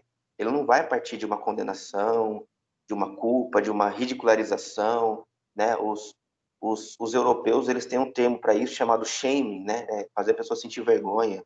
Então, em nenhum momento você deve partir por esse viés, mas a partir da compaixão e da humanização desses sentimentos. Claro, de uma forma delicada, né? Não ridicularizando, não menosprezando, nem diminuindo, mas de uma forma natural. Respondido, Larissa? Sim, respondido. Obrigado. Eu é que agradeço sua participação. A aluna Daniele Bagarolo também gostaria de fazer uma pergunta. Considerando o grande índice de aumento de suicídio na fase de idosos, porque a gente vê que hoje, diante da realidade de vida, não sei o que o mundo apresenta hoje, teve um grande aumento, né, de suicídio nessa questão de idosos. E aí, como profissional da área da saúde, eu queria dicas, não sei, sobre detectado aí sinais e sintomas de um idoso que está apresentando aí, né, um desejo de suicídio, como que a gente pode estar trabalhando isso, abordando, né, tanto o idoso, às vezes o idoso mesmo não, a gente não consegue ir muito além com ele, mas aí a gente pode estar abordando o quê? Família, o que a gente pode estar fazendo nessa questão? Bom, Daniele, é importante a escuta em primeiro momento. Escutar essa pessoa e validar tudo que ela fala. Validar não quer dizer concordar, tá? Então, eu validar imagino que essa dor deve ser muito grande, né? Consigo sentir junto com você essa dor, consigo compreender esse momento seu, estou aqui, né? se você quiser conversar o tempo que quiser, o tempo que for. Então, a escuta e a validação são os primeiros movimentos que a gente deve ter diante de pessoas que vêm falando de tirar a própria vida.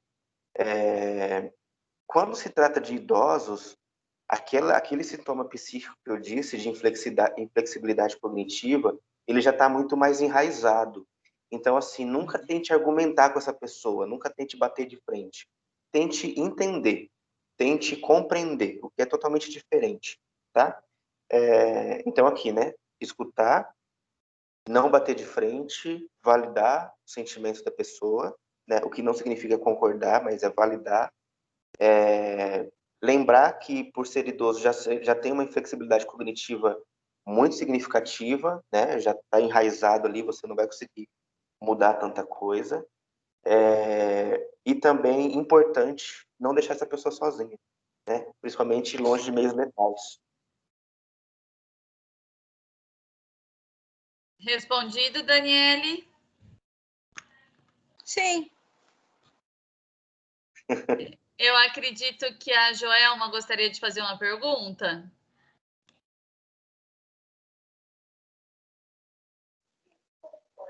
Sim, desculpa, não estava conseguindo destravar. Então, me disseram, uma técnica de enfermagem uma vez me disse que depressão, quem está com depressão não fala, é verdade? Fala, né? Mas não fala sobre a depressão. Não fala sobre a depressão em si. Olha, depende. A pessoa pode sentir uma certa dificuldade de falar sobre isso, né? Inclusive, não ter vontade de entrar nesse assunto é também uma característica muito comum. Quando a pessoa já não quer mais falar sobre esse assunto, porque... Quando a pessoa não quer falar sobre esse assunto, é porque já está num grau muito pesado, né? Nós, psicólogos, nós temos um teste chamado BDI, que ele dá um score para a gente, né? E esse score, ele manifesta ali no momento em que grau depressivo a pessoa se encontra. Então, dependendo desse score, pode ser que essa pessoa já tenha dificuldade até de responder o questionário. Então, assim, essa pessoa ela vai falar sobre a depressão, mas com muito peso, com muita resistência. É um dos pacientes mais difíceis de atender, tá? Tanto para o psicoterapeuta quanto para os enfermeiros. Mas, assim, se a pessoa tem essa dificuldade, já é um sinal extremamente grande de que ela está muito mal, né? Então, é necessário uma atenção especial nesse caso. Pedindo que ela recebesse a devida punição pela sua falta de conduta com as regras do orfanato. Serão vocês que vão pagar. Obrigada. De nada. Oi. Joelma, conseguiu responder, sim? Nossa. Sim, obrigada. Tá certo. Randall, eu queria também só fazer uma pergunta agora e avisar assim, a gente já está indo para mais de 1h30 de palestra, a gente vai finalizar, né, também já. A gente que teve bastante dificuldade para poder trazer até aqui, mas no começo eu tinha feito aquela pergunta relacionada à depressão nas pessoas da nossa geração, que tem aumentado bastante, os jovens, né? Eu já desenvolvi um trabalho uma certa vez, e aí a gente para poder ouvir a história dos jovens, e você percebe que... E aí você mencionou sobre as redes sociais, e que esse tem sido das maiores causas, né, que tem causado depressão entre os mesmos. As pessoas hoje elas estão com bastante dificuldade de se comunicar. E você, no último exemplo, você mencionou isso. As pessoas, quando elas estão em depressão profunda, elas não se comunicam, elas não querem falar sobre isso. E para chegar nesse estágio, ela já está no grau bem profundo da depressão. Assim, talvez isso seja porque as pessoas elas vêm tentando se comunicar, e quem está ao seu redor insiste em não querer ouvir, e aí o resultado final é a pessoa desistir. Então, não quero mais falar, e a partir daí eu me tranco no meu interior e eu vou me falar apenas para mim. Já que ninguém quer me ouvir, eu guardo o que eu tenho para falar para mim, né? E aí ela vai buscar refúgio onde? Nas redes sociais. E aí, quando ela vai para as redes sociais, ela encontra o fictício, né? Ela encontra o lado lindo do mundo, assim, sendo que o mundo não é aquilo. Aquilo não é o real, né? O real são as dificuldades diárias que cada um passa para poder enfrentar e conquistar as suas lutas. Mas a luta, ela existe, né? E aí, quando ela vai para as redes sociais, calada, buscar uma resposta para aquele conflito que ela está interiormente, ela vai encontrar o mentira. E aí, quando ela começa a falar, olha, a minha vida não está assim, ela se afunda ainda mais, né? Eu queria que você saber se essa linha é de fato o que você tem observado e se isso de fato tem pesado para que as pessoas entrem mais ainda profundamente na depressão. Sim. Sim, as redes sociais, elas têm aumentado drasticamente níveis depressivos de ansiedade, de estresse das pessoas. Isso é fato, tá? Não tem como argumentar contra isso, porque isso já é dado já.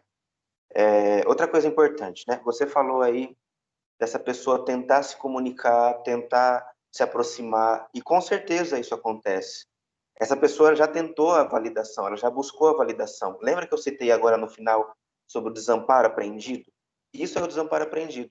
Então, se eu vou tentar me aproximar, eu vou tentar me comunicar, e eu sempre levo a negativa, sempre trago a incompreensão, eu sempre trago o peso de lidar com isso sozinho. Então, isso são várias negativas, né? Vários feedbacks negativos, ou seja, é o choque. Então, eu estou aprendendo que eu sou um desamparado mesmo. Quando eu vou para a rede social, eu não encontro esse amparo real. Eu encontro um amparo virtual, o que é totalmente diferente. Outro dado importante, o vício em redes sociais, ele se equipara atualmente ao vício em cocaína. O que o vício em cocaína faz? Libera uma dose extremamente alta de dopamina. Quando esses neurotransmissores se comunicam, né, pela sinapse, se comunicam com os outros, quando eles precisam voltar, né, fazer esse caminho de volta, os neurotransmissores já não conseguem absorver tanto e por isso se demanda cada vez mais o uso da cocaína ou da rede social. Os programadores das redes sociais fizeram esse mecanismo justamente motivados por essa realidade fisiológica. Tanto que a gente não vence o YouTube, Spotify, o Instagram, o Facebook, né? Basta você atualizar a tela ali, já vem mais 50 publicações, 50 atualizações. Partindo desse ponto, o seu cérebro vai querer sempre mais dopamina. Sempre mais. Só que ele não vai conseguir dar conta. Vai ter uma queda e aí vem a depressão. Então, por isso das redes sociais terem grande culpa, vamos dizer assim, em fatores depressivos. Então, 3 aspectos aqui para a gente relevar. Tentativa de aproximação frustrada, que decorre, né, que tem como consequência o desamparo apreendido, ou seja, então é isso mesmo. Então, eu sou um desamparado. Na verdade, são 4, né? A tentativa de aproximação, o desamparo apreendido, a virtualidade e o vício em dopamina. E aí, com certeza, se desencadeia a depressão. Porque a gente não percebe, a gente acha que é só uma tela, né? Tanto que a própria tela do celular, esse azul da tela, claro que a gente não vê o azul em si, mas existe um azul na tela que é reforçador para a nossa visão, para o nosso cérebro. Tanto que alguns celulares têm lá o tal do filtro, né? Filtro, não sei o que, acho que filtro azul, uma coisa assim. Tanto que alguns terapeutas têm indicado, por exemplo, baixar a luminosidade do celular, para que você não fique tanto estimulado, porque as cores te reforçam, liberam dopamina, tudo isso, né? Por exemplo, se a gente for citar outro exemplo, o que tem em comum no Burger King, McDonald's e Habib's, a cor vermelha. Se a gente for estudar a psicologia das cores, a cor vermelha sempre remete a impulso, sempre remete a agir de forma rápida. Então, tudo isso está atrelado. Só que, claro, né, como a gente não tem muitas das informações, a gente só somatiza tudo isso. Antes disso, você tinha falado a respeito de mais empatia, né? E tem faltado bastante empatia no outro. Então, a gente pode somar a questão empatia, a gente pode somar uma boa comunicação, mas uma comunicação verdadeira, aquela que você para de fato ouvir o outro, não somente você despejar informação, né? É sentar de fato e querer ouvir, se interessar pelo assunto do outro.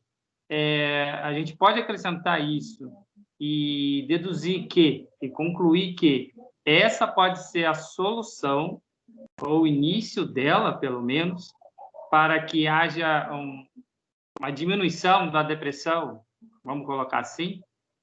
Sim, com certeza, com certeza. A escuta, ela é primordial no combate ao suicídio, no combate à depressão. Estudos já apontam que a psicoterapia cria sinapses novas. Só de você falar do assunto, só de você comentar, claro que com alguém que te escute, né, de uma forma genuína, com interesse genuíno pela sua pessoa, isso cria sinapses novas. Né? E o que são sinapses novas? São pensamentos novos. Né? Por quê? A sinapse, o cérebro, ele funciona com economia de energia. Então, vamos imaginar o seguinte, eu estou aqui em Araraquara e eu falo, eu quero ir até Bueno. Logo vai pensar, então, quer dizer, eu quero ir até Matão, então vai pensar, vai pelo pedágio ali, que é R$4, né?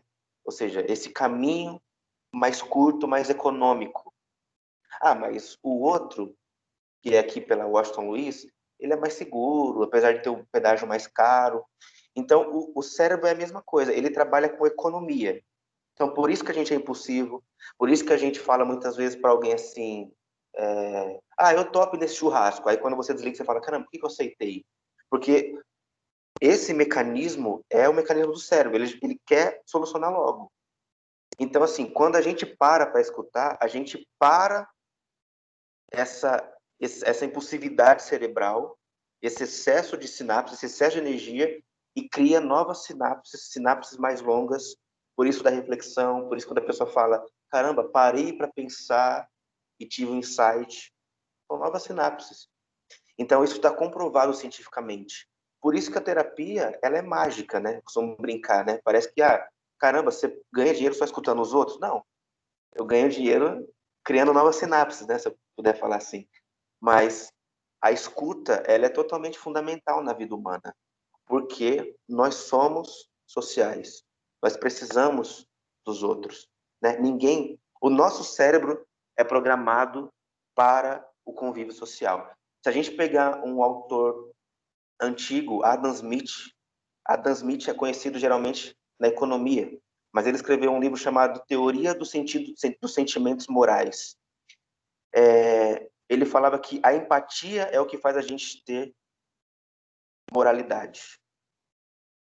Quando começamos a desenvolver esse pensamento de Adam Smith, a gente percebeu que nós temos isso em nós, não somente de uma forma filosófica, mas temos isso que são os famosos neurônios espelho, né? Por exemplo, se eu cair para trás aqui agora, todo mundo vai falar, nossa, caramba, doeu, machucou, né?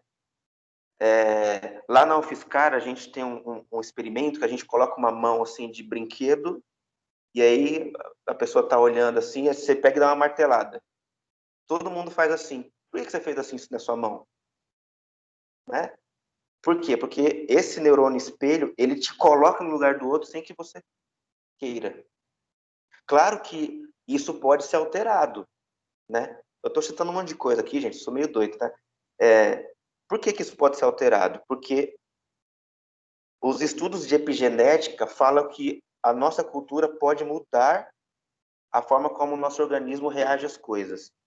Então, assim, se a gente não tem essa cultura da escuta, se a gente não tem essa cultura da empatia, da compreensão, a gente está criando uma nova genética, que é o ser humano mais individualista, o ser humano que cada vez menos sabe se colocar no lugar do próximo, o ser humano que cada vez menos tem limite diante da frustração. Então, a escuta ela é totalmente imprescindível para a vida, não só para terapia ou para prevenir suicídio, mas para a vida, né? Mas a escuta pessoal, a escuta de olhos nos olhos, né? Eu preferia 1000 vezes fazer essa palestra vendo vocês na minha frente do que aqui, mas como infelizmente temos que manter, né, distanciamento, mas é essencial que a gente tenha essa proximidade.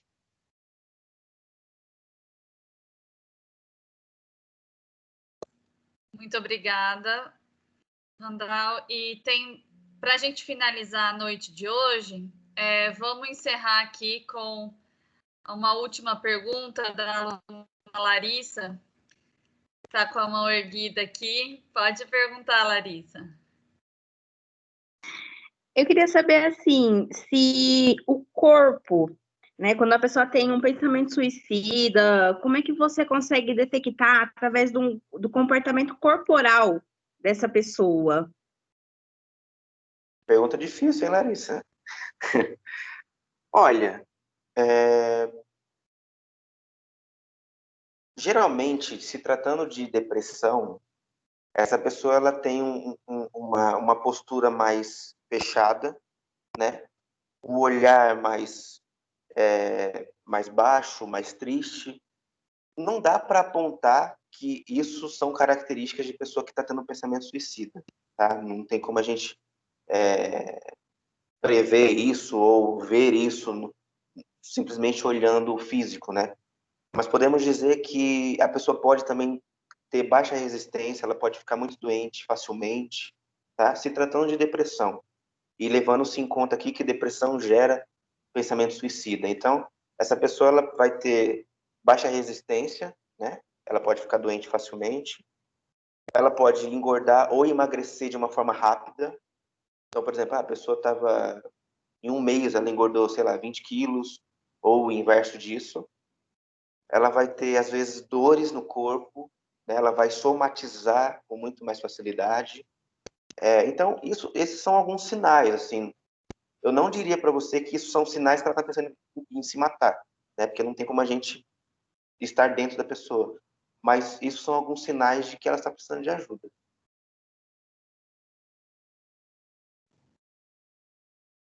Respondido, Larissa? Sim, obrigada. Eu que Eu é agradeço. que agradeço. Bom, pessoal, acho que devido ao tempo aqui, nós vamos encerrar por hoje. Muito obrigada, Randall. Foi, assim, incrível sua contribuição. Eu acredito que os alunos gostaram muito. Eu estou recebendo aqui via WhatsApp várias mensagens pedindo se a palestra está sendo gravada, se eles vão poder ver isso depois.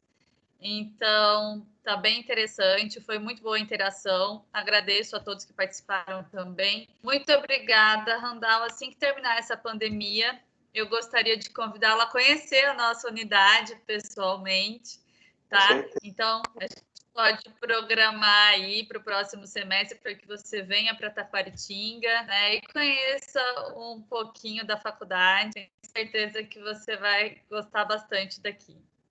Será um grande prazer, né? Só me chamar que estarei aí. Muito obrigado, eu que agradeço. Obrigada. Foi uma grande alegria para mim, uma honra também. Muito obrigado.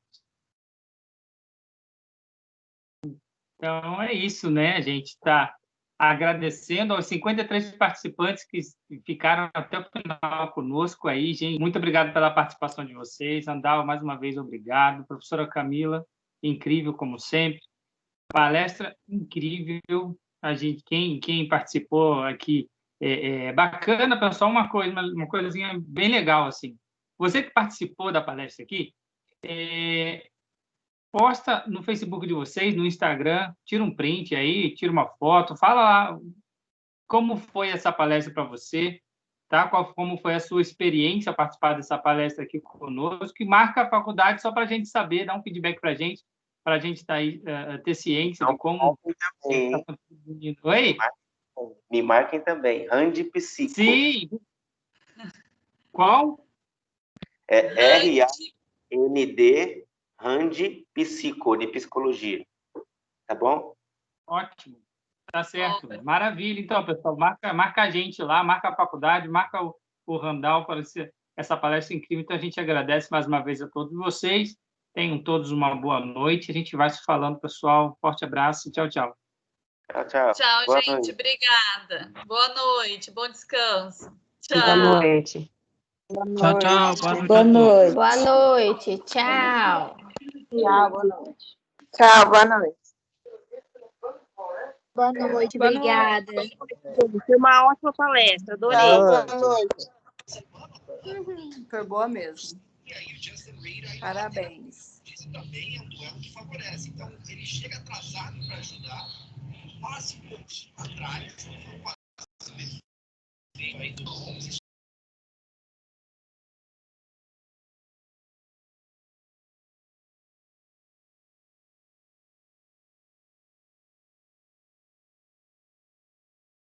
Boa noite. Obrigado. Boa noite, gente. Boa noite.